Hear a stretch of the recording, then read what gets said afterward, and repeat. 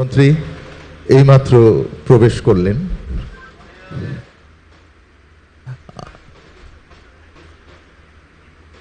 সংস্কৃতি বিষয়ক মন্ত্রণালয়ের মাননীয় মন্ত্রী, প্রতিমন্ত্রী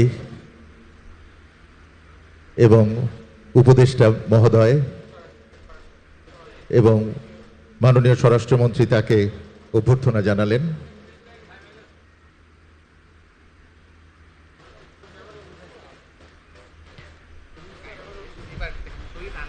Distinguished guests, the Honorable Prime Minister of the Government of the People's Republic of Bangladesh, Mr. Tariq Rahman MP, has arrived at the venue.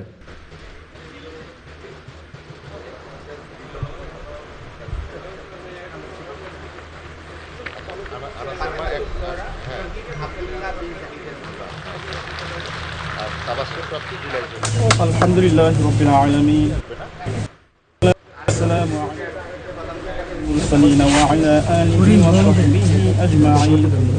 হে পরম দয়াময় আল্লাহ রাব্বুল আলামিন, আজ এই ঐতিহাসিক দিনে জুলাই গণ অভ্যুত্থান স্মৃতি জাদুঘর শুভ উদ্বোধন এবং ফলক উন্মোচন অনুষ্ঠানের প্রধান অতিথি গণপ্রজাতন্ত্রী বাংলাদেশ সরকারের মাননীয় প্রধানমন্ত্রী সহ উপস্থিত সকলের মোনাজাতকে আপনি কবুল করে নিন।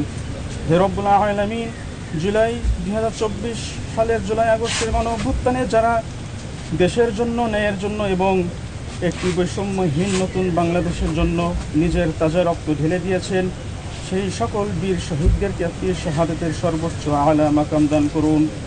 হে রব্বুল আলামিন, বিশেষ করে শহীদ পরিবারকে সবরে জমিল, অসীম ধৈর্য ধারণ করার তৌফিক দান করুন।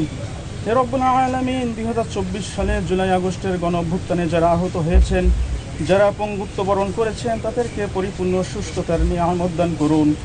হে রব্বুল আলামিন, এই দেশের নেতৃত্বে এবং দায়িত্বে যারা আছেন, বিশেষ করে মাননীয় প্রধানমন্ত্রী জনাব তারেক রহমানকে আপনি দীর্ঘায়ু এবং সুস্থতার নিয়ামত দান করুন।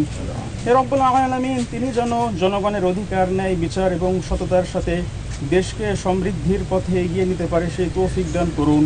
হে রব্বুল আলামিন, আধুনিক বাংলাদেশের রূপকার সাবেক প্রেসিডেন্ট শহীদ জিয়াউর রহমান এবং সাবেক 3 বারের সফল প্রধানমন্ত্রী দেশনেত্রী বেগম খালেদা জিয়াকে আপনি জান্নাতের সর্বোচ্চ আলা মাকাম দান করুন। হে রব্বুল আলামিন, তাদেরকে জান্নাতের মেহমান হিসেবে কবুল ও মঞ্জুর করে নিন।